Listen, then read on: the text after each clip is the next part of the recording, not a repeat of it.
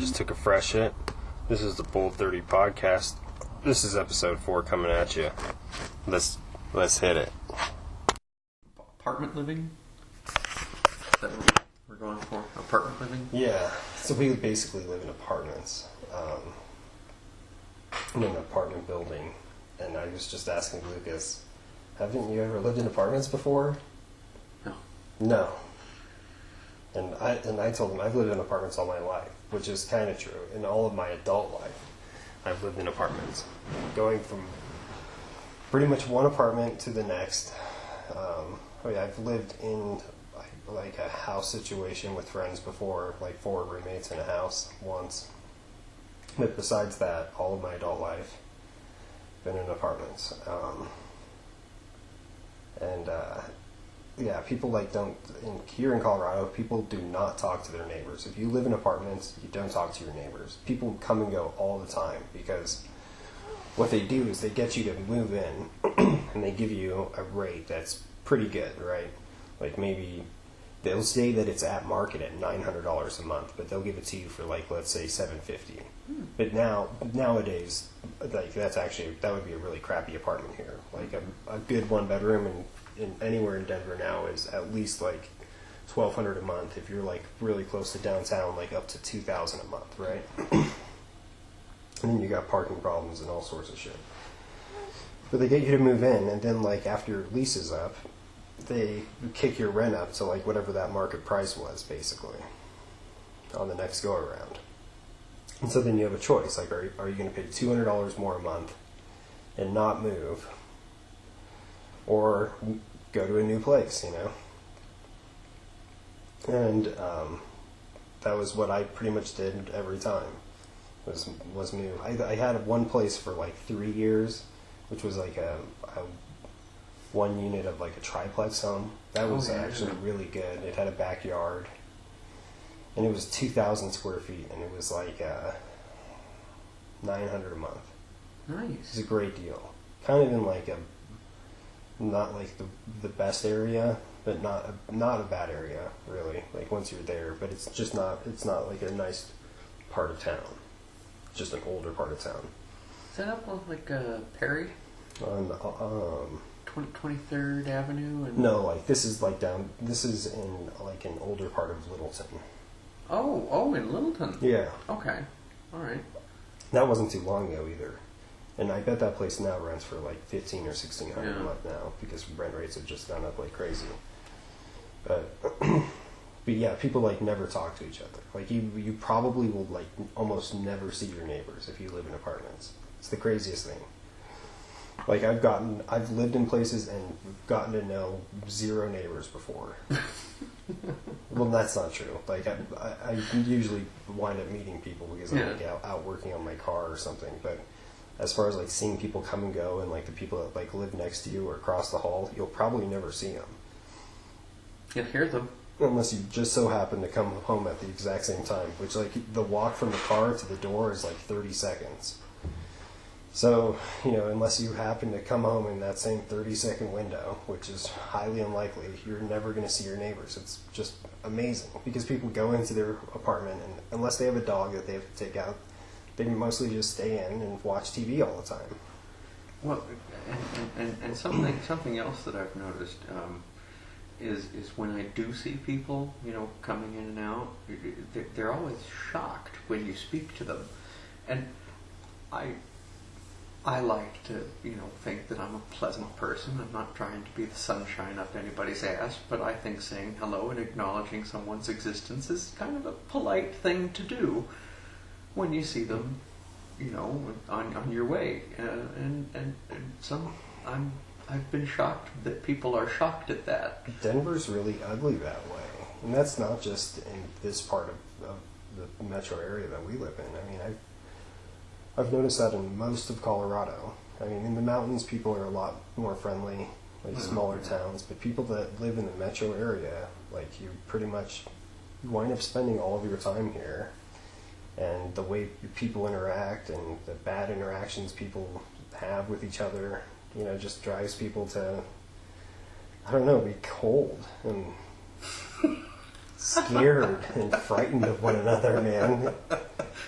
It's like when I'm waiting in line at places, like I'm always talking to people. Yeah. Like whoever's standing next to me, it's like what I think, I'm like, what can I learn from this person, you know? And I'll start talking to them, and if I, you know, I'll ask them like what they do, and then, oh, you work on, you know, hydraulic systems? Oh, sweet. How do those work, you know?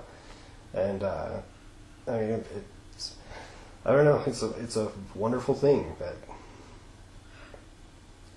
a lot of people don't experience, man. I mean, I see most people in line, and they're just like, blinders yeah. on. Let's keep going forward. That's actually a very British way to handle things. You know. What, just to chat it up? No. Oh. Eyes forward. Don't You pay think attention so? to anything else. Just keep going. Well, I mean, I think the British are. I would think they're probably more talkative than we are. well, they're more social than we are. Yeah. But there's a time for being social, and there's a time for, you know, queuing. And so when they queue in silence. Most often. Or at least that's the way that it's portrayed in all media, in all, I mean, In the it's, BBC. yeah. Yeah. Keep calm and carry on. It's a good motto. Sure. I suppose. I really hate that there's like, you see all this shit where it's like, keep calm and chive on, you know? Like, have you seen that? Like, I see that on shirts, and they're like, yeah, so you know, people do it for like everything, and it's just like, some of them are funny, God, but, you know, it's just like how unoriginal people can be. It's like, Well- oh, I'm going to take somebody else's idea and just like modify it a little bit and put it on a shirt. Now, there is an old saying that goes along with that, and I am very fond of old sayings. So if you don't like them, I'm terribly, actually I don't give a shit. This is going on the internet. People will be listening to this in like 500 years. I think our great-great-grandchildren Neat. will be.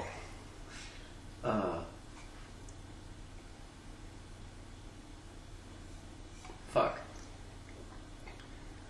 I derailed the train. You derailed the I saying. derailed it. It'll come back to me. We were talking about like keep calm and chive on. You know, Right, yes, okay. So the old saying is, good artists create, and great artists steal. Yeah, that's really true, isn't it? Because like to take something that is like a partial work of art and then to make it like way better, like that's what I do, designing jewelry. I take people's designs that they have. They'll have their grandparents' ring that they need to have remade because it's like falling apart, right? or it's in yellow gold, and they want it in white gold. And or they'll give me pictures of something that they like, you know, and I'll take the pictures of what they like or recreate their old item, Mm-hmm. but I'll make it better than it was before. And it's like, it's really easy to do because I can see where all the flaws are. I can see where it's going to break, you know.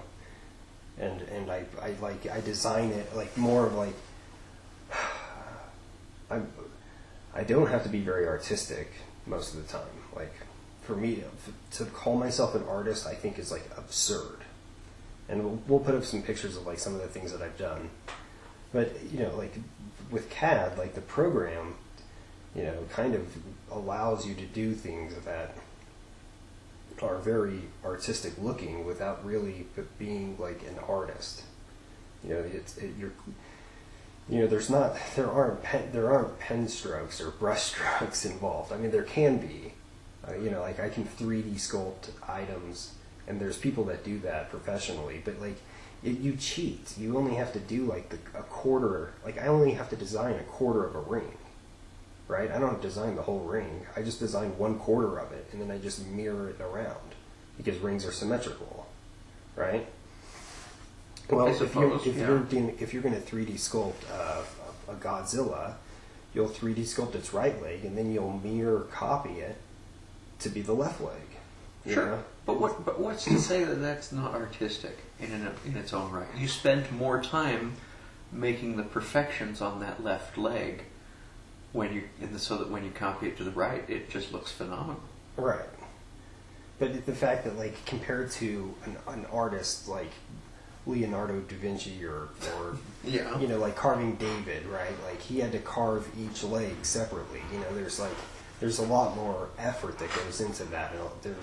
You could argue that there's a lot more skill that goes into it. Even to make a symmetrical item is by hand, like the old hand carved rings that I recreate. I mean, they're so insymmetrical. It's amazing. Just a quick little side note here. When Raphael was called upon to be the official papal artist, I believe they sent a test. They said, "Okay, show us how good an artist you are." And he drew a circle, and they sent it off to the scholars in Rome.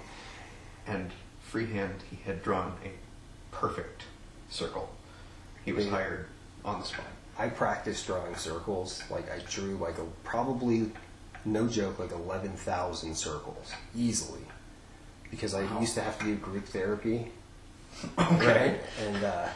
And I would just doodle the whole time. And like I was like, oh, I'm gonna try to learn how to draw like a perfect circle, right? Okay. Yeah. But like, I've heard it's like, basically somebody could argue that it's impossible, you know? That even like the most perfectly hand-drawn circle is not absolutely perfect, you know? There's going to be some little shake somewhere in there, you know? Some little squiggle outside. Something's going to go outside of a line. It's just like, how good is the tolerance, you know? Yeah, there may be an extra dot of graphite. The pencil may break at that point. Because it's a physical object, right? Yeah. It's it's not a circle in a computer. That's not actually a real object. But like, if you actually take and machine a circle, it's not going to be a perfect circle. You know, there's a tolerance to that perfection. And then you hand smooth it out to at least make it appear to the eye that it's symmetrical. You know, and that's something that jewelers do when they're like repairing a ring. They have to make everything look symmetrical when they're done. And a lot of the times it's just a matter of, oh, if I kind of make this surface, you know, you're dealing with curved, polished surfaces. You can kind of move things around, and it'll, you know, things will wind up looking really parallel and perpendicular properly, even though they're not, just because of, you know, often you have circular stones as well, and there's distortions that go on. And plus, people don't look at things really that closely either, honestly. Well, and think about it. That skill right there would never even have come about to the person who actually made the ring. Right. So it's a building on, it's a building on other people's artwork. Yeah. So. Yeah, when you're recreating something that, you know, that you see in a textbook even, or, you know, you see somebody else on your team designs something, and you're able to see something that could be improved that person didn't, and then that person gets pissed off because you're improving their design. Well, you know.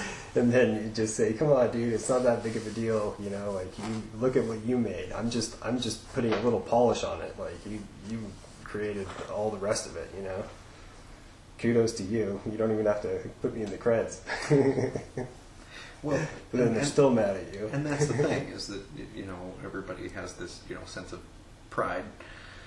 Yeah. You know. And it holds us back. I mean, like, think about how many government programs are, like, dumb because someone at the top was, like, a dummy leading and had some idea that, you know, nobody could really, like, override, and everyone underneath them was just yes men, and they didn't really care. You know, or they knew, like, they're going to be going up against this big ego, you know, this appointee, or, you know, the FCC or something, you know, and then they'll wind up doing bad things because everyone around them is telling them, oh, yeah, your idea's great, whatever. And then they're narcissistic enough to get people to vote for them, and they also happen to be narcissistic enough not to question the probability that there's the possibility that it could be done better, that your idea is bad, or there's bad parts about it, you know? Yes. It has been said in certain circumstances that you elect people to power to keep them out of the way of what really happens. And I mean, and this is somewhat true.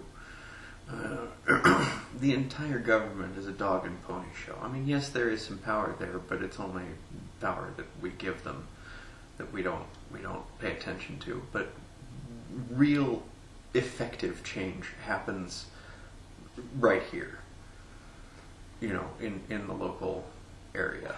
Yeah, I mean, like the reality, you know, there's some things that are fascinating to think about, like what happens in the news, what breaking news is there that you're watching that is ever going to have any impact on you?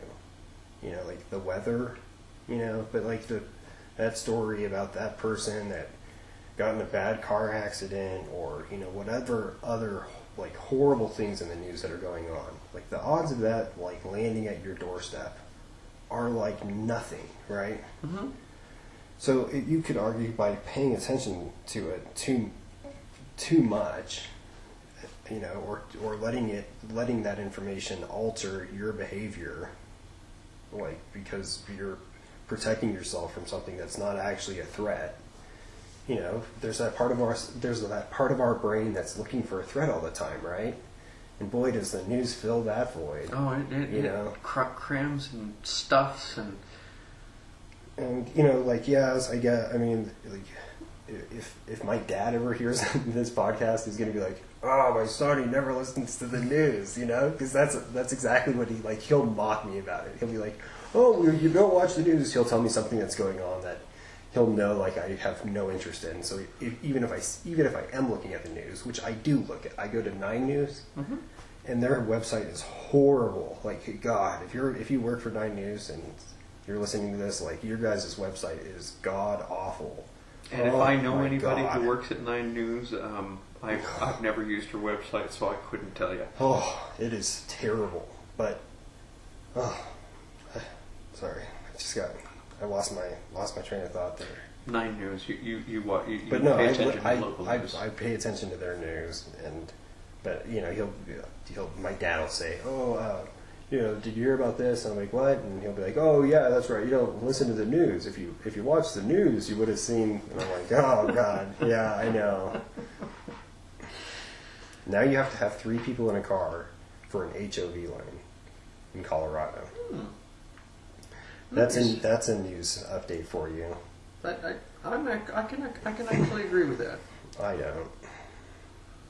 There's just. When are you not traveling with 3 people? Well, I think like the principle of like having the HOV lanes. Like I used to drive home on Santa Fe. Mm-hmm. Well, to and from work on Santa Fe, and there's an HOV lane, and there's no cars in it. Like nobody uses it. Like when you're at the stoplight and you're waiting like at 4 lights to get through an intersection, that HOV lane, if you happen to be the person not in the HOV lane, like everybody, like 99% of people, then you only have like 3 cars waiting at the light, and so like there's a lane of traffic there that could be carrying more traffic through each stoplight. Well, golly gosh. But they don't. And, you know, like, I know that we have this moral compass of, you know, getting people to carpool, and I'm all about it, you know, like, it's so utopian. I love the concept, but it's just not what people do, and traffic's worse because of it, and traffic could be better with the given circumstance that we have, rather than holding out hope for the pipe dream of you know, fuel-saving enthusiasts, environmentalists, which I'm all about. Okay, like obviously it would be better if there's less cars on the road, but it's not happening. Like we got to be realistic. I'm going to approach this from a different angle. Ready? Yeah. All right. How miserable does traffic have to be before you put 2 more people in your car? How pissed off at how crappy traffic has to be, because if we make that thing look sweeter, dude, it's like Jill Stein winning president. Like it's not going to happen. People aren't going to do that. They're too selfish. They don't want to share space with other people. I mean, like it would have to be gas would have to be like like $30 a gallon before people would be like riding together. Seriously. I have to be on the side of hope on this one, okay? That gas gets to $30 a gallon? No. Because when gas was $4 a gallon, you saw more carpooling. There was less traffic problems. HOV lanes were being used. Public transportation was at an all-time high. I mean, there might be like a slight uptick of HOV lane usage. But dude, I see people like, you know how many people I see riding in the HOV lane illegally? Like 30% of the people easing in the HOV lane are single people. All right. Cars, and I'm just like, this Ready? is hysterical. I'm going to bring the self-awareness into this on this one. Can you do anything about those people? No. And can you live with yourself following the rules? Yeah. But I honestly, like the last year that I was making that drive every day, that god-awful drive into the place that smells like piss, which we know is the 16th Street Mall in downtown Denver. Like, if you want to smell piss, if you want to know what a Sasquatch smells like, go down to 16th Street Mall and go to the alleyway between California and I think Stout Street. Okay. It's next to the Jason's Deli and the TJ Maxx. I think it's the TJ Maxx. It's 2 stories there. Go down the alley. Go walk in front of that alley, and that, I believe, I haven't ever smelled a Sasquatch myself, but I'm pretty damn sure that smell that exists right there, and it will be there. So long as that mall is there, it's going to be there. So if you want to know what a Sasquatch smells like, go there. Smell the air. Maybe there's a city-dwelling Sasquatch. It's like the smell of like rotting piss raised to the power of of a little bit of death and some like decaying matter. Ooh, that's a unique. Dude, and some of these homeless people, they carry that odor with them, like around the city. Oh, yeah. So that on a much larger scale. Oh my, we might have to take a field trip with remote recording equipment. Once we get smell-o-vision, and we'll broadcast it to you. The worst smell in the world. Oh, I don't know. I've smelled some pretty rank things. Yeah. Butyric acid. Have you heard about that in the news? Like, there's people like caught on hidden camera planning to like stink bomb the one of Trump's balls, his inaugural ball. Okay. The ball that's called the deplorable. Oh, lovely. Yeah, the deplorable. And it's at the National Press Club. Yeah, there's a few guys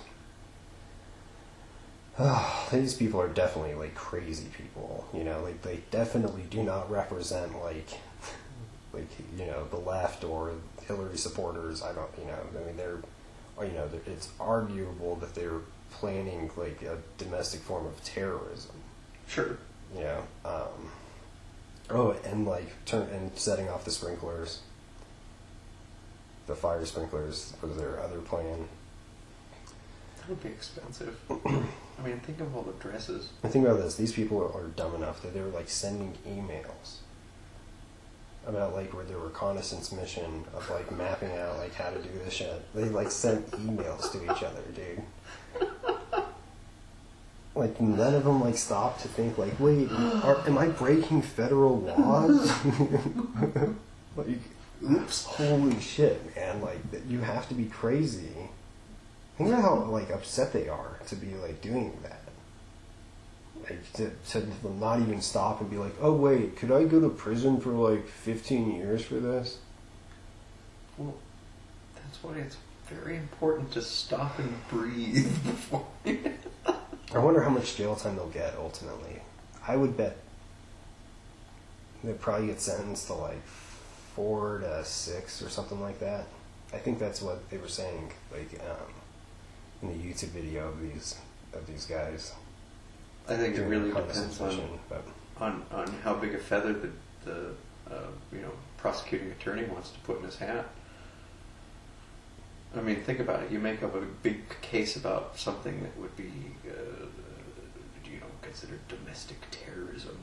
Yeah, but if you do 4 to 6, if you get 4 to 6 years, you'll wind up, if you're a good prisoner, depending on where you're housed, I mean, it can be 18 days for a month, or I think in California it's like even less than that.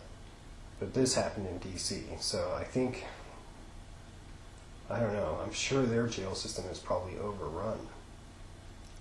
I don't think. If it happened in DC, doesn't that mean that it's a federal thing? Yeah, it got turned into the FBI. Okay, so there will be a United States. I think they got arrested. I think they got arrested by the DC police and charged by them. So I think they're getting charged locally. Well, but I'm pretty sure that anything that happens in DC is considered federal. Because DC is run by Congress. You know what happens with federal crimes? If you get charged with a federal felony, you have to serve every single day of that sentence. I did not know that. Yeah, every single day. If you're sentenced to 5 years, you are in jail for 5 freaking years. Like, it's bad news. Isn't that crazy? Here we are, citizens of America, and the only reason, I didn't know that from my personal experience, because I never got charged with a federal crime, thank God, but I've heard from someone that was, or was close to someone that was. It was like a co-defendant, or a co-conspirator with the person that got charged, and it's every single day of a federal sentence. That doesn't seem right. Well, many things that aren't right.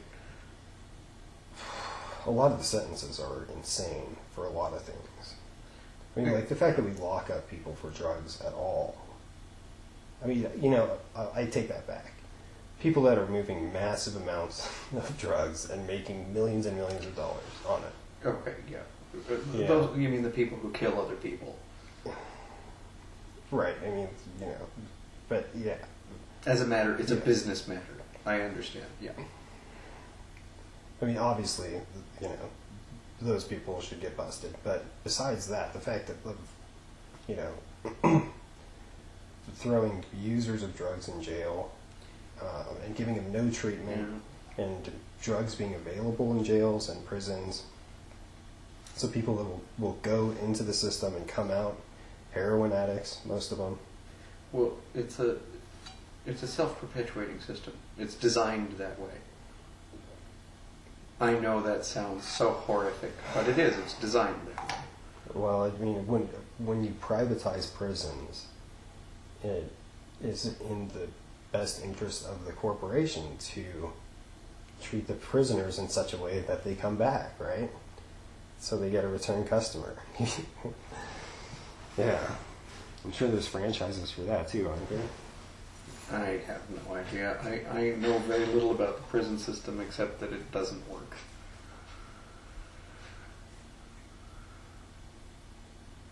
I mean, systemic changes that would need to happen for a lot of these problems to go away are just not, they're not feasible to people because they want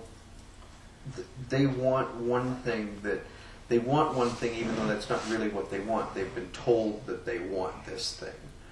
I mean, it's hit upon in several stories about prisons.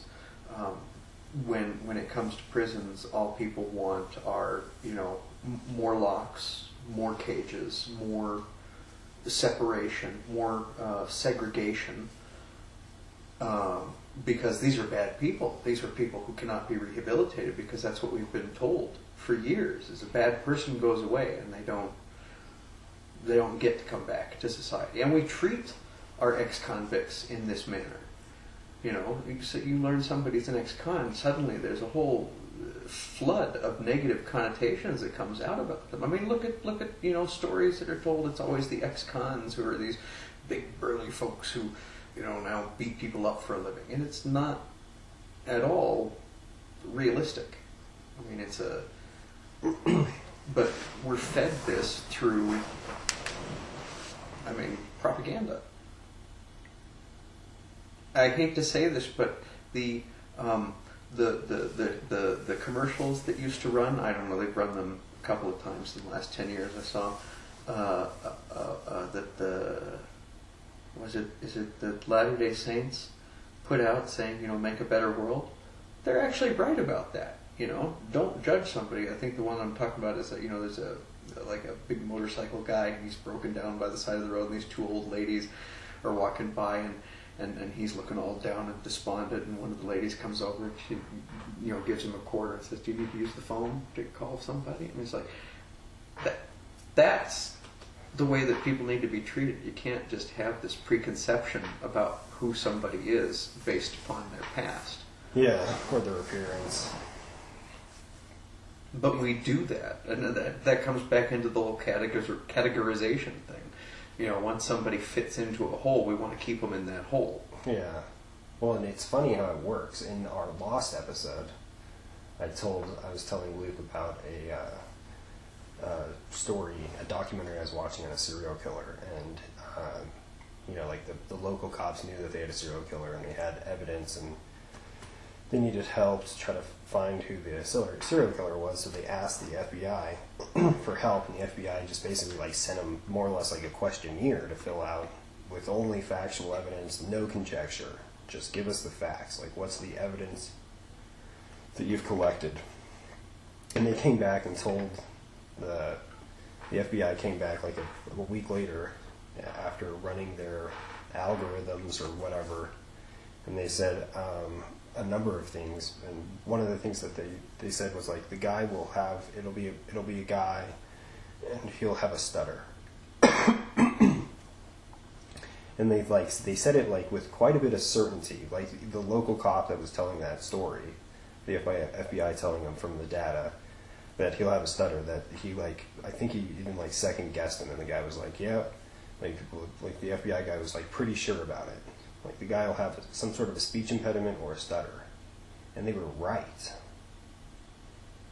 They were actually right about that, which is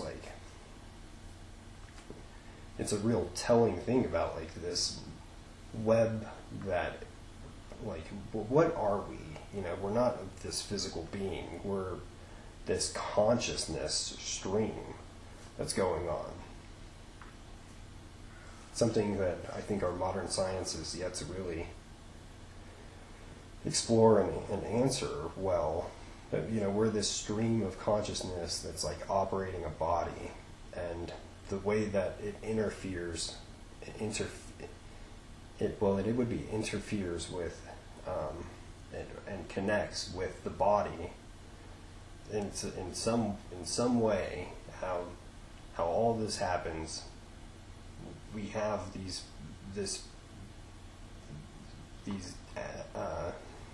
attributes, and it's almost like this. It's like a web that's stitched together, and everyone's is kind of similar, but it's kind of like if you pull on one part, there's gonna be something that's gonna pull somewhere else too, and you'll be able to connect those two things together.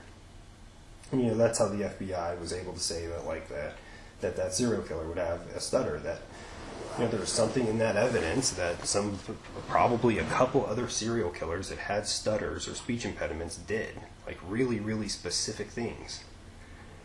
And it's the fractalness of our existence, in the other dimensions. I don't know if you've ever looked up what a fractal looks like, but there's really cool pictures of it, and basically the more you zoom in on a fractal, the more intricate it is, and it repeats in its form and fashion, and it's chaos.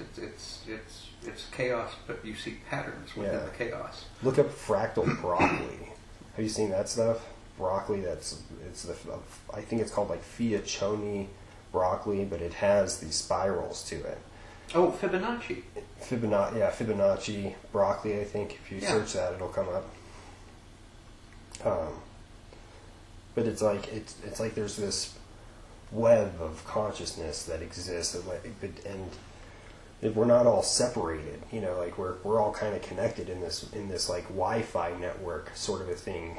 You know, I think there's evidence to say that there's something like Wi-Fi that like exists between humans, and like people will sync up body rhythms, like when women from different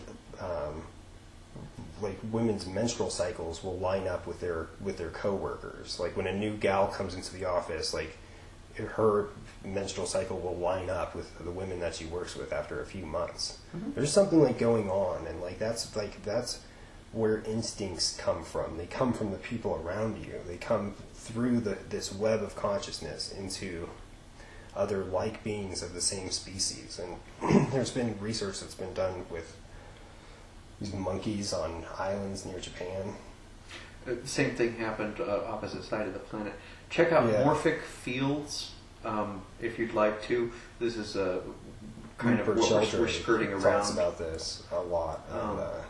And it's essentially like their connectivities between separate populations. Yeah. So basically, like if there's a certain amount, like there's like the 100th monkey phenomenon, and if you look up Rupert Sheldrake, he's really the guy to be credited with morphic fields and morphic resonance. I think he like coined that phrase, and he's done a number of research projects in laboratory settings, like with day-old chicks, and you know, like teaching some day-old chicks to avoid a certain thing, and then like the new chicks that are born will just like automatically avoid that same thing. And like, you know, they've done studies where like if you are, let's say you're feeding rats poison, you're poisoning rats, well, you can only kill like 5 or 6 rats with like the same kind of bait before the other ones, like without even like knowing it, you know, they pass that information on to the other entities. But it seems that there's like a critical mass, that if you have like about 100 monkeys, that new skill that was taught to them, which was like washing clams before they ate them, and that was this a skill set that was never seen in this species of monkeys before. And they taught one monkey on one island, and that monkey taught all the other monkeys on the island, and once like about 100 monkeys on that island were doing it, the monkeys that were like in the zoos in like San Francisco or some shit like that started doing the same thing. And so it's like this, that became like a new instinct. And if that's, you know, if that's what is going on, I think it is, then like we're all getting smarter just like by being around each other. Like you know, like the things that we can, like, I think if we're tapped into that, and I think, you know, if you're, depending on your mood, you'll tap into being in like a really positive place with other positive people around you, and some of the knowledge that they have can kind of come to you in ways that is like metaphysical. Like you'll know the answer to something, but you'll be like, what the fuck? Like how the, like I don't know how I know that. That was a good guess though. What a coincidence that was. Uh-huh. You know? Well, it's a yes, it's a different way of looking at the way that we develop. And to throw a conspiracy in here for you, because I know that we all love those, there has been talk that there has been a lot less psychic and esper phenomena recently due to the increase in our production of radio waves. Not just from radio coming out, but our Wi-Fi signals, our microwave signals, our satellites that are coming down. Yeah, there's a lot of bandwidth. We're taking up a lot of it. Frequency, and I don't know if this.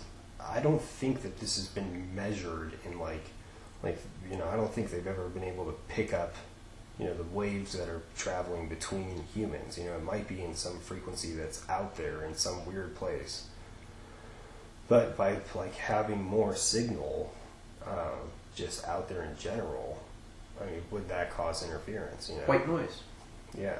Or I guess no, it's called pink noise. I'm sorry. But yeah, it would have, you know, crossover interference of, you know, breakdowns of information. That's interesting to think about.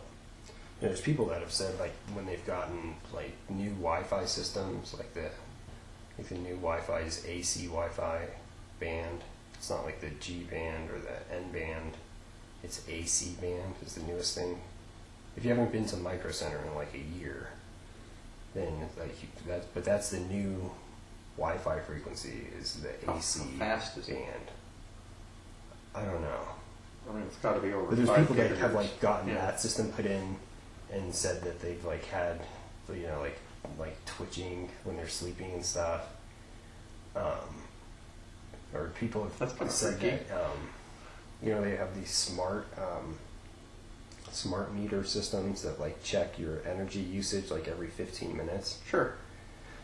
There's people that have had those systems like thrust upon them, right? Like that just gets installed whether or not you like it or not, pretty much, unless you catch them putting it on and tell them you don't want it. Okay. They install it, and there's people that say that they've been like affected on a specific like 15-minute interval. Like they've been like in their bed and like twitched every like 15 minutes from that. Well, I mean, there's a lot of electricity running around us. And there's a community up in like, I think it's in like Maine or Maryland or something. It's somewhere near the capital. Mm-hmm. And it's this whole area which is huge. I think it's miles by miles. Maybe it's like 10 mile by 10 mile, but it's a radio blackout area. Okay. Have you ever heard about that? I know. And there's people that live there that are like affected by the, you know, their. Well, I mean, let's be honest here. They're probably some of them might be kind of fucking crazy. well, You know. now we have. But they go and live there, and you're not allowed to have any cell phones or like I think almost all electronics are basically banned. What we do know for a fact that living near power lines can affect life. I mean, this is proven. Yeah, that like it gives you houses- elephantitis and stuff. Yeah, I mean, it's we. You Again, can thank Tesla for John Merrick. We don't know. No, I do not believe that. We don't know what we don't know until we know that we didn't know it. That's And an absurd statement, isn't it? That is a highly absurd statement, and I will You can thank dismiss Tesla for John Merrick. it because Nikola That's fucked Tesla is. I mean, his genius is just now being Super realized. genius. Because Arguably extraterrestrial, like legit. Like the best, sure. one of the best pieces of evidence for extraterrestrials is Nikola Tesla. Yeah. Well, I mean, if you're going to go down that road, then Leonardo da Vinci. Would be right there. I like Futurama's take on that. Have you seen that one, the Da Vinci Code? No, I haven't seen that one. Okay, so I'm not going to ruin the story by telling you this, but basically Leonardo da Vinci is from a planet of geniuses, and he's the dumbest one, and everybody makes fun of him. So he came to Earth to be smart. Dude, that's funny. Okay, so That's a good ploy. I mean, but think about that. All of the things that Da Vinci did that were just phenomenally out beyond anything, and he's the dumbest person on their planet. That's like Spock, right? Yeah. Did you see the Spocking Fives? The Spocking Fives? No. After Spock died, Leroy Neiman, Leonard Nimoy. I don't know. The guy that played Spock in Star Yeah. Trek. What's his name? Leonard Nimoy? No, that's so funny. Leonard Nimoy. I think Look at Nimoy. ruined it now. I'll never get it back. After he died, like people did like the hand sign of like the two fingers together that he would do when he would say like "live long and prosper." Right? Peace and long life. Right. What is it? Live long and prosper, and then peace and long life. Yeah, and they would do that on $5 bills, and then like basically draw like a helmet with a Sharpie. And when you did it on, especially on the Canadian bill, it worked like perfectly. I mean, like the guy's face, the bust on that bill when it's drawn with his hair and Sharpie, dude, it looks almost exactly right. It's pretty funny. That's weird. But yeah, after he died, people did that as like a tribute. The hashtag Spocking Fives. I think you can. All right, we'll take a look at that. Way. Spocking Fives. We're gonna check them out. I mean, it was sad when he went, but Everybody dies, man. yeah, it's part of it. The problem is that the wrong people die at the wrong times. Like, I am still in, just amazement. Floored. I am floored every day that William Shatner lives. William Shatner. Because between the two of them, I think William Shatner led the harder life, and I think he drank a lot more. William Shatner's like a major narcissist, right? That's putting it's it like mildly. the biggest ego in Hollywood. It's what he's been known as, right? Sure. I don't know him So I'll tell you something kind of say. funny. So like Sure. I'm one handshake from, or I've been one handshake from Shatner. Okay, because I was in this alchemy guild, and basically like you can buy like a alchemy program, so like learn about alchemy from them, right? And they have a conference every year, and I went to it one year, and the guy that runs it, he was like a good acquaintance of Shatner, and he was like Shatner's personal spiritual guru.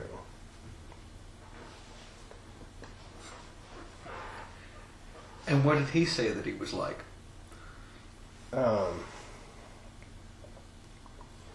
He said like his life, like in alchemical terms, his life is like in the constant cycle of calcification, which is like the stage of, in alchemy, in the Hermetic tradition, of tears, of sorrow, of, I could see of that. going through, like, I think he said William Shatner married the same woman 6 times at the same age, because they're actually 6 different women, but kind of like the exact same woman. And killed one of them. Okay, that has not been proven, and I should not say he that. killed one of them? I'm One of them died? I mean, In the we know pool. that, right? in the pool while he was, I didn't know think, that drinking. at all. Oh, really? Were they doing Quaaludes and shit, too? Dude, Dude, trying to because get the straight story out of that. The Quaaludes, like, basically don't exist anymore, at least in the United States. I'm sure somebody Yeah. makes them. I've known someone that had taken them, like an older person, and that person told me that this was like in the 80s, right? That he like ran his car into like 9 other cars on his street. And then like the next morning he was drinking and taking Quaaludes, right? So then like the next morning, like of course he like doesn't remember any of this, right?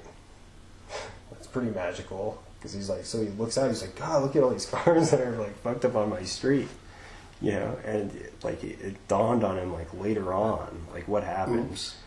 And that I think he said like he ditched his car, like in like a body of water or something. I don't know. I don't actually remember that part of the story. I kind of put a fantastical spin on it.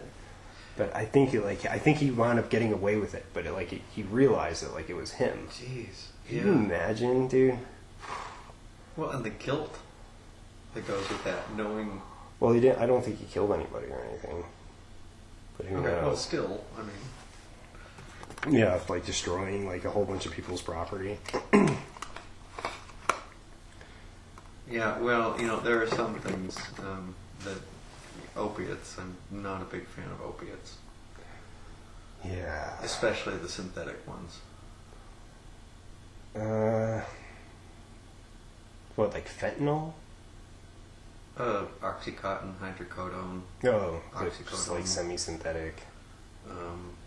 Morphine. I don't think morphine should be used as extensively as it is. Well, morphine uniquely is one of the opiates that is not a semi-synthetic. It actually is. That's real opium. It's a distillate. Distilled opium. It's a distillate. I think technically that it's one fraction of opium. But it's morphine. It has the potential to be abused very easily because it is that distillate. It's not. Well, heroin is morphine with 2 extra chemicals attached to it that make it pass the blood-brain barrier faster. But those molecules get shed as that that morphine molecule makes its way in. So what's actually hitting the brain when someone's doing heroin is actually, chemically, it's morphine. By the time it has its effect on their body, it's morphine. Just a faster means of getting it there. Then fentanyl is the one that is killing a lot of people right now. Have you heard about that? I have.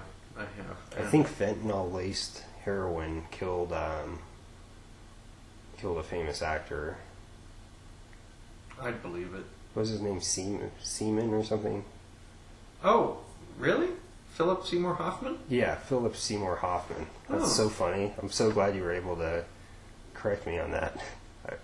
I knew he died of an overdose. I didn't know. I think they said that it was heroin that had fentanyl in it. Because like that fentanyl's like way stronger, high volume. It's no. There's no reason for it. I mean, well, it's so potent that it's very difficult for, I think, for even like by all means, a dealer wants to stretch whatever he's got as far as he can.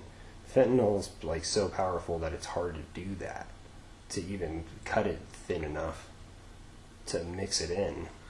That's, well, again, it's pretty terrible. Drug policy is backwards in most of the world. Well, and like who's like, there's the amount of opiates that are prescribed is ridiculous, startling. And then there's certain areas where, basically you've got doctors writing prescriptions for addicts, and they know what they're doing, and they're overcharging for it. There's these one-stop shops in Florida, and I think they closed down a bunch of them. But I mean, this has been created by evil entities. Well, there's people that this. There's someone at the top that's doing that, that's done that on purpose, to increase their sales. And in Colorado, we have taken a first step to approaching this, where there's the registry, where if you are one of the particular, I think it has to be a scheduled drug. Is it just scheduled drug? Yeah, I think it's just scheduled drugs. You sign a little thing that says, I picked this up at the pharmacy. Yeah. And then that's broadcast to all of the other pharmacies in the state that you picked up that particular prescription, so you can't go and use the same prescription in different places. And it's also to keep track of how much is being prescribed.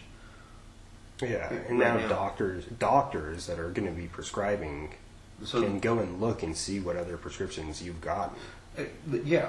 Which Not is a only big that, thing, because now if they go through the trouble of doing that, they can prevent that from going on. Well, and not only that, but they also have somebody looking over their shoulder saying, "You've been prescribing a lot of this to this person. Is that warranted?" I mean, it doesn't take many calls from the DEA saying, you prescribed to someone that we have red flagged. Yeah. Did you not check the system? And I think it's a great first step. I think that we really need to approach. I mean, again, lobbyist money, government. The reason they have the power that they have is because they can pay off people to do whatever they'd like, and they can pay doctors to prescribe their. Interesting website. There's a government website. I can't remember the name of it right now. I think it's Check My Doctor or Check My something. It's a .gov. You can probably just find it. There are lists of what drug companies have paid to doctors, and you can see if your doctor is accepting money from a particular pharmaceutical company. Yeah. And use that, and then you if they're can find prescribing out stuff. Why, who's paying them in addition to you for that medication that you're on that you didn't really think you needed. Mm-hmm. Yeah. So, and I will That's find that, put that on the thing, man. It's amazing, but there's such a big market out there.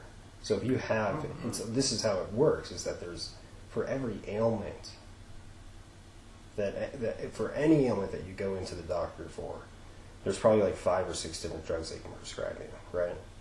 And so those 5, 6 maybe 10 drugs are made by, 10, 15 different companies, and what they'll do is they'll take an existing drug that works and they'll tweak it just a little bit and then start marketing that as like a new drug. And that's like when it's a new drug that hasn't gone generic, that's when they can make money off of it. They can make big money off of it because they can prescribe that to everybody that's taking the other thing, and they can charge the higher prices that, for that medication. Usually it's more expensive, but not necessarily. But it's going to be more expensive, and if you have insurance, maybe you're not going to see the bill for it. Let me tell you. But that's pretty much like how the game works. Is that? Well, let me tell you a real quick personal experience of mine. I have multiple sclerosis, and there are many therapies for that particular. I'm not sure. Is it a disease or a syndrome or? I think it's a syndrome. Whatever it is, there are many drug therapies for this, and one of them. I'm probably not going to say the name, but it's a well-known drug with very little interaction. Works for now. Here's the funny part. I think the success rate of it is about 30%, and that's on the high end of the drugs that have success rates. Okay, so that's one of the better ones. So that's one of the better ones. It was made by a pharmaceutical company that is in Israel, and they patented this drug in the early 90s. I believe it was 1992, and they've had really good success with it. And the patent was supposed to be up in 2015, but for some reason they extended it out another year, and then extended it out another year. And so there's the generic. I mean, there have been companies that have been waiting to have generics, ready to go for almost 15 years now. Well, you can probably go. I'll bet you can go to China and they probably have a knockoff of it. I'm sure they do. Breaking international law. I mean, there's so much when you get into patents and copyright law and things like that. It's ridiculous. It's so crazy. So this is how much it costs to produce the one injection of this particular drug. Okay, about $1.50. That's all of the materials and everything. So that's about $1.50. That's actually for a single dose. For a single dose. And okay. That's how much it costs. That's how much it costs to produce it. Is it a daily dose? Like, do people take it every day? Every single day. For the rest of your life? Well, until it stops working for the rest of your life, yeah. This is how much they charge the insurance company. $135 a dose. What the fuck? Oh my god. So a month's supply was about $3,500, $4,000. Holy shit! And it probably sells is it $1 billion a year drug? Bigger. Is it really? Just by itself? That's so crazy. Think about that. Like this one drug that works for 30% of people for maybe not a real long time, maybe a couple of years before they have to find something else, but it still nevertheless sells billions of that one thing, that one little tiny niche generates billions of dollars. And it's on the cheaper end of the drugs. So now that the generic has come out, the generic is costing $2,000 a month as opposed to $3,500 to $4,000. And that's still ridiculous because it's still costing less than $2 to manufacture. $1.50. And all of that money goes into research and development, which is just ways of, again, as you say, taking drugs that exist, altering them just enough to make them proprietary, and then marketing them as a new remedy. Right. Pushing that through the FDA. And it's not even a remedy; it's a palliative. And then run ads on TV all the time. You know, what percentage of television ads are from drug companies? Do you know how many countries in the world let drug companies advertise? Dude, if a drug company called us and said, "We'll give you $1 million to say, to run our ad," I would be like, "Well, $1 million? Okay." I would take it. I would take it the way that the Daily Show used to take some of its advertisements. Arby's paid them money to advertise. And if you saw what Jon Stewart said about Arby's, there's no way in hell you'd ever want to go there. Oh, he like covered their meat production. No, I think he said, I think they would put up an Arby's symbol or something, and he'd say, when you just have to clean out your system. That's funny. Arby's. Did you know there's a secret menu item at Arby's, and it's a sandwich that has like 11 different, like all of the meats that they have.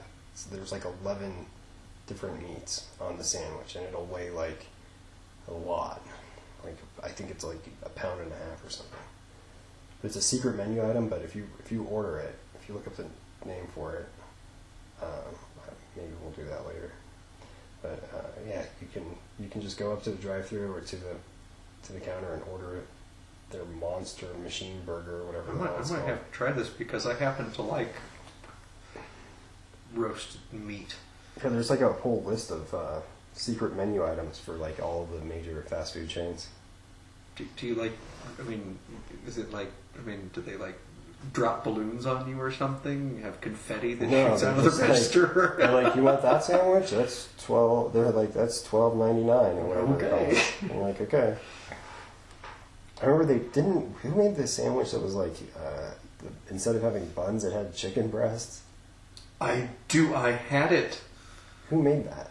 KFC. I had one too. It was the ultimate. What was it? The ultimate chicken sandwich. It was two chicken breasts with a piece of cheese on each of them and bacon in the middle. And if you wanted, you could put lettuce on there. But they would call you. They would call you something if you put lettuce on it. It's like there's no. This is meat. It's meat and cheese. And I say it had yellow cheese because. And I think you can still. It's probably the most accurate thing to call it. Because if it's cheddar cheese or American cheese, either way, when you're getting it on a sandwich made of 2 chicken breasts for buns, it's just yellow cheese. That's all you can call it. Interesting story about yellow cheese, American cheese, if you will, or as it is technically called, American cheese product. Yeah. The reason that it is called that, it really is cheese. I mean, it's Colby and cheddar, and I believe those are the only 2 that it is Colby and cheddar. Or is it because of the manufacturing process? It's because it's mixed together. It's not cultured. That would be considered cheese. And it was a big hoodoo by the cheese industry that put up big. This is not cheese. It's not. This is mechanically made. It's not real cheese. So that's why there's such a big thing about it. But the reason that it melts better is because there's more consistency to the curd. It's interesting. So American cheese melts better. American cheese product. American cheese food product. Yeah. American cheese food product. That's what we should call everything a product in America. It's like a. Everything is a product in Ford America. Mustang product. Well, yeah. It's a reminder that it's produced. That it's produced here. All right, I'm only buying American from now on. I'm throwing out all the Apple products. I heard that they're like producing a plant here, right? No, but it's like I think it's only going to make like higher end. I think maybe it's Macs, like the Mac Pro. The desktop thing? Yeah, the desktop thing. I think they're making that there, maybe? I don't know. What does it look like now? It looks like a freaking air cleaner is what it looks like. Or maybe they're going to like make robots there. It's a factory to make robots. That's what they should do. That's probably what they would have to do. That's to like funny, for us to be like, oh, we want American jobs and have it made here. And then Apple's like, okay. And then like there's no people. The only people that work there are like fix the machines that make all the products. And there's like 12 of them. And it's just like this assembly line. We're like on one end, they're just like dumping out like lithium ore and rocks going into one side. They're just semis just pulling up. So you got semi drivers until that gets taken over by autopilot, right? Yeah. and you have an automated machine that's mining this crap out of the earth. And then at the Apple factory, it's just at one end you got dirt going in, on the other end you got laptops coming out. That's funny. You know what that reminds me of? You know those old cartoons where they would have things happen at the lumber mill? Yeah. And the, like the big log comes in and it gets sliced in half and then suddenly it goes off and gets taken and it's turned into toothpicks. So, oh, yeah. That's what I like the one with Bugs Bunny. I think it's a Bugs Bunny one where a whole log goes in and it gets put on a lathe, so it's spinning around and it gets made into like one baseball bat. Yeah. A huge log gets whittled down to a single baseball bat. I'm like, I kind of like, I saw that when I was young. I think I believed it for a number of years. Well, it's funny because that's how baby carrots are made. Are they? They just whittle them down? When you buy baby carrots, what you're buying are the lathed, the carrots that weren't good enough to be sold. Yeah. They just shave the outsides off so that they're good enough to eat. Yeah, just get rid of the ugly part. I think that's good runoff, right?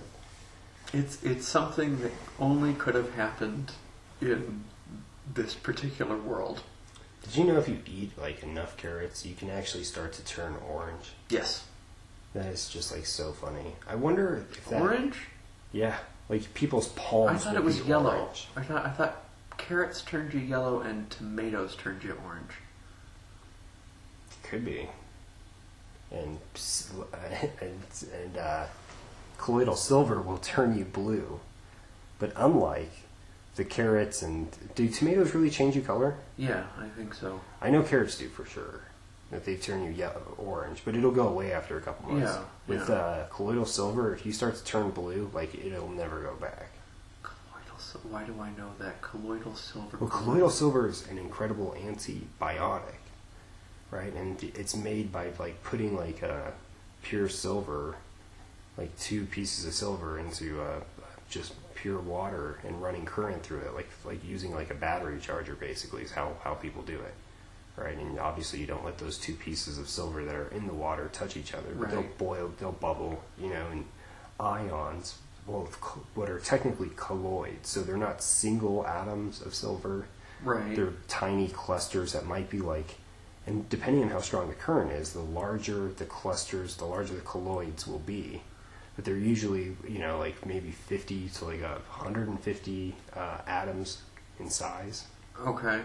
And what is it used for?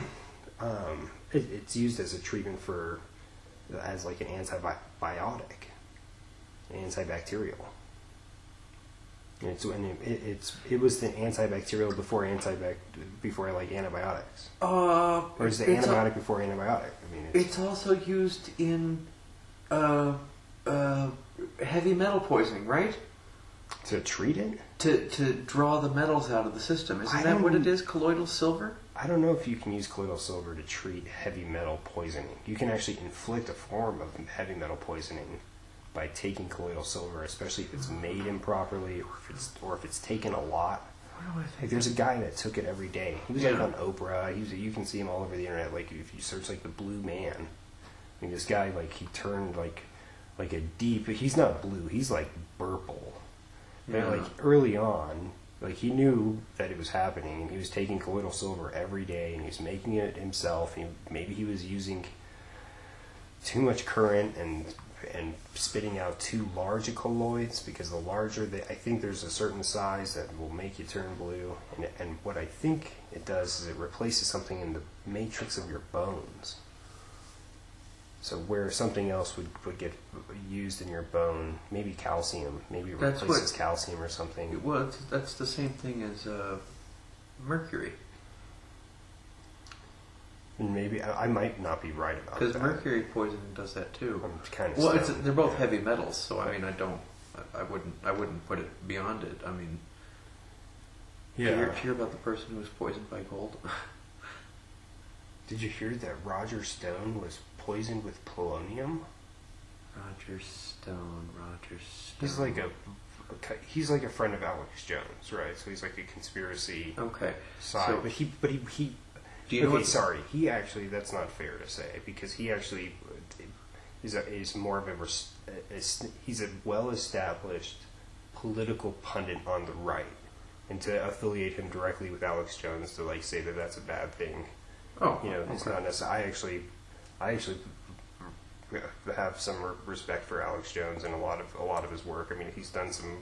You know, there's anybody who's done a radio program for a period of time is going to have some really bad days, and Yeah. Alex Jones has had a few bad days that you can point out, but he's also, you know, predicted some things that, you know, a lot of people never laughed about 20 years ago that are coming true. Like he predicted, you know, self-driving cars, and he's predicted that eventually we're not going to be allowed to drive, that it'll all go autonomous and you won't even be able to drive your own car. My fingers are crossed for Alex that Jones day. has been saying that for like 30 years.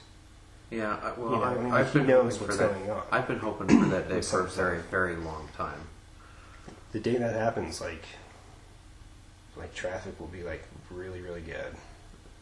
You know why people don't want self-driving cars? Because we like freedom. We like feeling in control. We don't like being like We like feeling like in you've control. got like the why does Alex Jones hate it? For the same reason I hate the idea. There's a part of me that hates the idea of self-driving cars because, you know, like, you know, basically Big Brother's drive like has, you know, full control of seeing everything that you do, all of your emotions. Good you Lord. know. Good Lord, you are paranoid.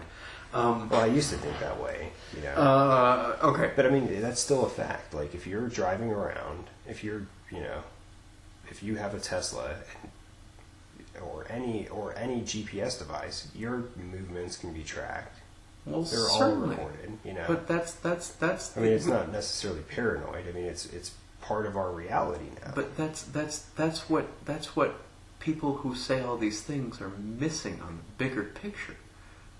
You won't own a car anymore. There will be no insurance. There will be no car dealerships. There will be no more competition. I mean, an entire industry will disappear overnight. And that's why you people don't are think people against would it. want to have their own car? Why would you need your own car? Well, I think people like having a place to like store a bunch of shit when you go around. That's what I do with my car. I've got a bunch of shit in there. But why would you need it? I mean, I mean, just Well, you're carry it supposed to with you. like have a. If you live in California, they recommend that you have 3 days of supplies in your car. In the case of an earthquake and you're not and the roads are blocked, Okay. you know, it could take, if you're like on a bridge and traffic's not moving and the road's severed, it could be like 3 days before you're able to get out of there. Well, if the entire might of the auto industry, the oil industry, was put into, say, maintenance of roads and disaster relief and prevention, why would you need to have 3 days worth of supplies in your car? Yeah. It's Gonna be a while before we get there. Yeah. We're on the way there. Like the new Tesla update, it has it. I looked on their website. It says like if you get in the car and there's nothing on your schedule and you're out and about, it just drives you home automatically. Okay. And if you get in the car in the morning and it sees on your schedule that you have an appointment here, once you get in the car, you don't even have to do anything. It'll just automatically do its own thing. Like it's a full autonomous mode. It's like a That's wonderful. $12,000 upgrade to get it on a new Tesla, and I think it's still in beta. But it has it's an upgrade where instead of having like 8 cameras, it has like 11 or something. It's a hell of an advancement. But you know, these cars are going to roll out, and you know, it's going to take how long till all these gas guzzlers are gone? You know, it's going to be. I mean, dude, people are going to have these things for like 40 years from now. You know, Maybe. We'll see. until you can, you know, take a taxi from your front door for nothing. It shows up and they're everywhere. I mean, once the taxis are everywhere, the common use ones, you just rent it out to people. The Johnny Cabs. That's probably what Tesla will wind up doing, is that they'll probably just roll them out directly onto the street. I love it. and then Uber's gone. No more crazy Uber drivers. Yeah. A reduction in accidents to less than 1%. Yeah, there was someone that got killed by a Tesla. I mean, there's been a couple of people that have been killed by the Tesla. Okay, yes. So but he was being an idiot. Well, okay, so first of all, you are supposed to be paying attention to the road when you're in it, but a lot of people that have Teslas, they don't.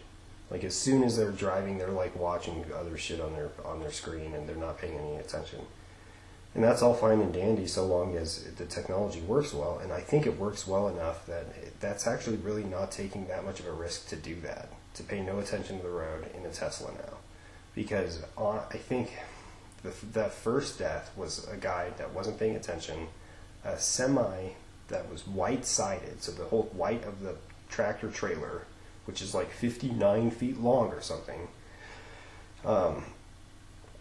the tractor trailer got sick of waiting to actually have enough time to not make people slam on their brakes, right? So he was doing a power move of forcing traffic to slow down that was coming towards him, making a left turn in front of the Tesla.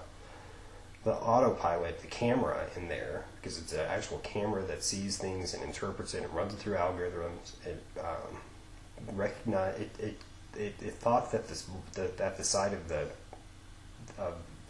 the semi was the sky, and so it didn't even hit its brakes. It just ran right into it because it had already done its calculation, and that's something that it's not going to take long before those Teslas are communicating with all other cars. Like, eventually you're going to have some module in your car that you're driving. That'll your insurance company will probably make you get it.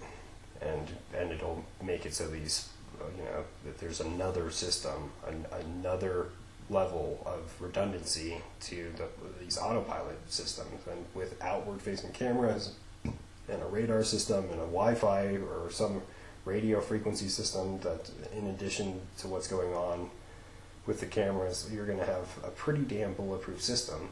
And those Tesla cars had ran something like 130 million miles before that first accident occurred.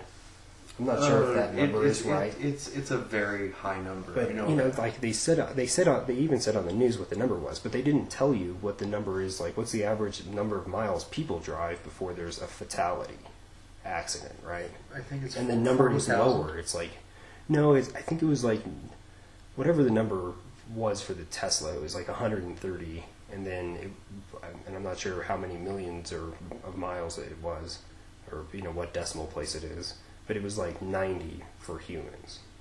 We travel an average of like 90 million miles, is that right, or 90,000 miles? No, it must be 90 million per fatality if you do the math on it. So the point is, compared to your average American driving situation, Tesla does better at keeping people alive. So I think that kind of for me, that ends that whole debate on whether or not it should be allowed. And I mean, obviously, it's safer. It's the safer solution. It's going to carry on, and Alex Jones will see his nightmare, and all of us will see Alex Jones' nightmare of people no longer driving cars. And I imagine people will retain the ability to do so for probably another 30 years. That it will probably be basically not outlawed, but rare to see. In 20 years, most people hope so. Probably 95% of people won't be driving, I would say. I mean, I could be sooner. Could be way sooner than that, but I mean, the funny thing is that the more things change, the more things stay the same. Because 100 years ago, this same exact debate was taking place over horses or cars. Yeah, there's debate about people in early cars. A 20-mile-an-hour accident could kill you, right? And so, well, and think about this: we're almost going back to the horse and carriage day, because if you got plastered and you had your horse and carriage outside, you hop on and your horse would take you home. Yeah. What's funny is riding a horse drunk is... It's illegal. It's a DUI, which is so... which is kind of interesting. You know, there's something that's like really autonomous about a horse, right? You would think. You would think. I don't know. I'm actually petrified of horses. I'm so scared of horses. Really? They're very gentle creatures. And I want to be a homesteader someday. But I don't think I'll ever have a horse. They just are. Well, if you don't like horses, I understand that asses are fine animals. Those two, man. I think they're smaller. Which ones are more likely to kick you? Probably an ass. I went to Mexico. I think donkey's gonna kick you before the horse would, because horses need to be spooked. Donkeys, I think, are ornery.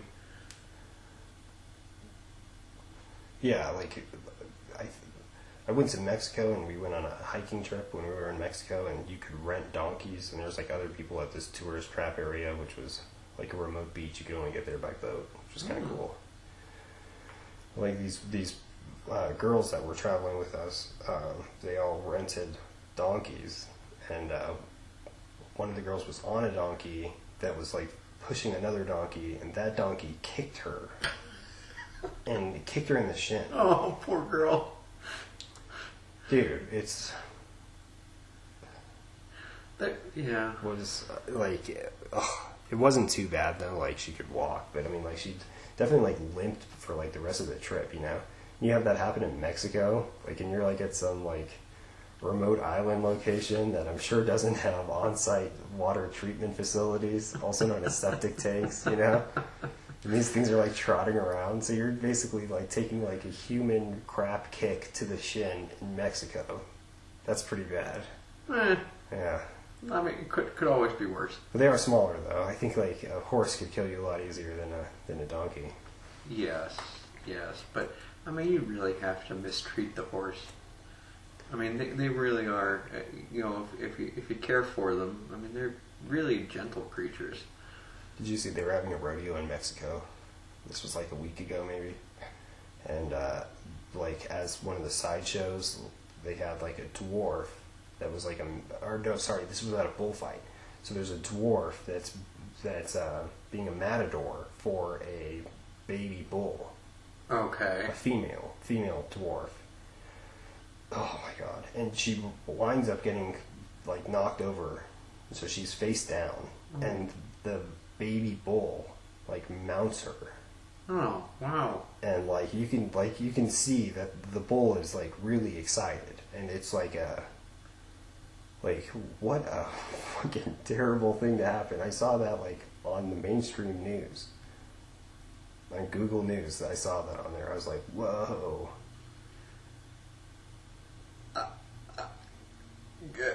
Okay, I've heard of the donkey show. And then of course, like some people like but ran out and like obviously like pulled this small bull off of this woman. I mean, it was like a freak accident. You know, I mean, like this is, you know, that was just like the opening act for what you know was later full on bullfighting, right, with matadors. And I think it was in Mexico. It probably was because bullfighting is interesting. I understand that they slice the neck of the bull before the fight. Do they? So that its head stays down the whole time. And defeating one is not as hard as you would think. So they actually cut muscle or tendons or something, so it can't lift its head up. So it can't lift its head up. Dude, bullfighting, like, and it's all you see like geared. In movies where you see the matador, yeah. But you don't like. You don't see like what really happens in bullfighting, where like the people from the audience and like the matador throw like spears into the bull. Oh and, yeah, like, it's a very like sometimes those bulls will wind up having like 9 or 12 spears in them in their back before they go down. Well, remember the whole thing at the end of the bullfight is whose testicles are on the menu. Is it the matador? The bull always dies for the most part, but right. Sometimes. Yeah. It's interesting. That's like one of the last remaining blood sports. Cockfighting. You know what another one dog is? Fighting. bull baiting. Or sorry, bear baiting. Bear baiting? Yeah, bear baiting or bull baiting. They're very closely related. But this is what pit bulls were developed for. And it was like, I think it was Queen Elizabeth XIII or something, or the 12th, her favorite sport to watch was bear baiting. But they chain up a bear in like the middle of a coliseum, or a arena, and then you sick dogs on it, right? And the dogs grab on and hold on to like the head of the bear, and the object for the dogs is to get the bear's head on the ground, and if that occurs, that's like a point, right? And then like they call the dogs off usually at that point, and then like they try to get the bear to do this for a while, I guess. It's kind of hard to get a hold of a bear, so like they bring the same bear out for a number of times, and I think they would have multiple bears when they would be doing this sport. This is a true thing, dude. This is horrible. So this is what, like, I wouldn't say like the modern day pit bull lineage dates back to the bear baiting dogs of that time. There obviously there's changes that have occurred, but that's like the roots of that type of dog. That's what it was meant to do. That's what it was bred for. What's funny? Like if you meet people that have pit bulls and you ask them like, oh, you know what your dog was bred for? That's what it was bred for. Like sometimes they'll be like, oh, a companion. And you'll be like, no, like historically, like an Irish wolfhound was bred to hunt wolves. Like what was your dog's purpose? As a working dog? Well, it was for this activity, which is kind of. And they've been bred to be really loving dogs. Yeah. And, I know a lot of people out there have them, and I know I have friends that have them, and, I've had a friend whose pit bull almost killed their dog when they were gone one day. A little tiny, like, Lhasa Alta got chomped by it. Freaking terrible. Well, also they don't know how strong they are. I mean, there's a problem with. They're extremely strong. I mean, they are great dogs. They can be great dogs, but I see YouTube videos. People have tigers. There's some people that have like really tame tigers that hang out in their bed, and they've got little dogs that are running around, and they have a tiger. I mean, If you want to look up what happens when you own a tiger, Siegfried and Roy. I just challenge people. Like, if you have a pit bull, like. And you think that makes you tough? Like, imagine if you had a tiger. You can get them too. There's more tigers in America than there are in the wild. We actually have a preserve, a big cat preserve here in Colorado. Yeah. For retired lions and tigers and things. Did you hear about man, it's funny. It was actually the day I was flying out to Hong Kong. That morning I woke up and I was kind of like. I think I had drank wine the night before to like 2 in the morning, so I slept for like 4 hours and woke up at like 6. I'm taking a shower. I'm at a friend's house and he has a radio that is like plays in the bathroom, right? Uh-huh. And I'm listening to the news in the morning, and it's like a station that I don't listen to, so I'm not familiar with like these people's voices, so it's all foreign to me, But I'm in this haze, and they're telling this that there's bears and lions and tigers running around out in like Walsenburg or something. Yeah. And that the guy that and like I seriously was like I just had to stop and ask myself like, is this real? Am I really awake right now? Like, am I alive? Like, am I asleep? Is this a dream? Dude, I've had some of those vivid dreams lately. Like they'll be like super, super vivid. But like you'll be like trying to read some document and you can't read it. Like that happens to me. Like I can't. Like the next time you're in a vivid dream, try to read something. Like if there's a book around or something, try to read or try to write something down. And light switches don't work in the dream world either. Typically, well, that's some of the ways how you're dreaming. Yeah, your logical mind doesn't work when you're dreaming. Have you seen Waking Life? No. they talk about that in Waking Life. It's a really cool movie, and it has Keanu Reeves in it, which makes it like super like out of this world, man. Does he say, "Whoa"? Whoa. Because it's just in every movie he's ever been in. Whoa. I'm sure he does, but the whole movie is done using a thing called like auto scaling. Okay. Which kind of makes video look like a cartoon. With how they with maybe it's not Rotoscoping. Rotoscoping. That's right. Man, see, this is you make this a really good podcast.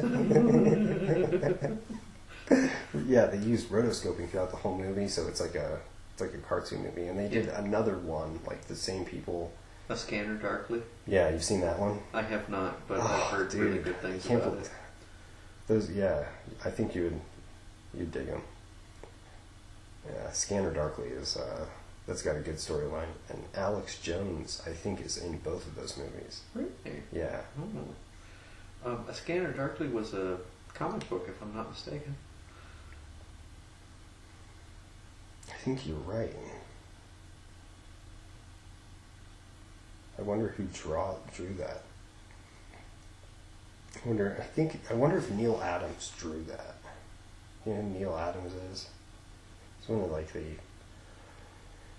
when comic books first started really hitting mainstream. Wasn't he an inker for No, not an inker. An artist. He was the... Yeah, he's a comic book artist, a drawer. I think he did the early Batman series. He's done a lot of work. Who am I thinking of who did the Addams Family? Was it him? I wonder. But Neil Adams also has this theory. It's a theory. And you can look up YouTube videos that he's done on the expanding Earth. So if you search like Neil, and I think it's Neal, Adams. I think he also did that sneezing bee commercial. Yeah, he did Batman back in the day as well. Alright, I got a football player. But his expanding Earth theory is fascinating, and he's done some interviews. He did an interview with the Grimerica podcast. Like, super highly recommend listening to that one. It's like America, but Grimerica, I think that's right. Grimerica, and if you search Grimerica, Neil Adams, Nealadams. And in the description for the video, they have the start time for their interview listed. So if you want to skip through, because they usually chatter for a little bit leading into their interviews. But Neil Adams has, if you listen, I think it's probably about an hour and a half long, and he really explains his expanding Earth theory and the physical evidence. And I would say it's kind of like the counter to the Platonic, plate tectonic theory. And the Pangea theory. His theory kind of looks at the physical evidence and, in my opinion, blows the plate tectonic theory out of the water. I would have to say, like, in my opinion, Neil Adams has destroyed the plate tectonic theory, and the information that he presents definitely shows like what this planet was in its earlier stages, and what that kind of looked like, according to him, was a planet a third of the diameter of our current Earth, but all of the outside crust being all of the continents of today's Earth. So we all know that Africa and South America like fit together like perfectly. You can see it on a globe really easily. What he does in his videos on YouTube show that Earth being shrunken down, and basically the rift in the Pacific and that goes around into the Atlantic closing up and closing down, and everything kind of comes together perfectly and fits. All the continents fit on like the outside of the Earth at a third of its current size. And He has researched, how we think matter comes to be and how it's created in this earth. And his theory encompasses like how stars, that everything's growing, that all planets are growing. And when they reach like larger masses, they start producing heavier and heavier elements as they're growing and becoming larger bodies. And eventually planets grow into being gas giants and then into stars. And like according to his theory, he thinks that as our sun used to be a planet like Jupiter, and that our sun grew big enough to become its own sun, and it broke away from an existing star system, and we separated from that star, and eventually our solar system will rearrange itself once Jupiter gets big enough to start creating its own like a binary star system that then kind of throws itself away from the parent star and branches off, and these planetary bodies just continue to expand. And you can have things out there floating around like comets that'll attract smaller particles that are flying around out in space, and they'll gain mass, and eventually even comets and asteroids will get bigger and bigger, and they'll grow into being small planets that might get incorporated into existing star systems if they have masses that are large enough, or maybe they'll become a moon for another body. But his theory pretty much covers, he goes over pictures of the moon and the gravitational forces that are exerted on the moon, and how the fracturing has occurred on the surface of the moon as well. It's interesting. We go through school and we never hear that there's another theory about that counters plate tectonics, that if you actually look at it, it's really credible. What's incredible is that nobody seems to really know about his theory.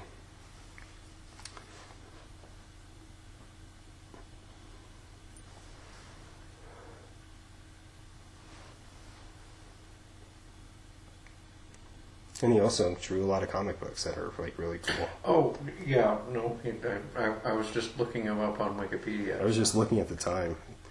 It's 1:37. Jeez, here we've done it again. We've done it again. We've recorded massive amounts. I think we recorded 5 hours today. Something. 4.5, yeah. What's that? See what we did with it.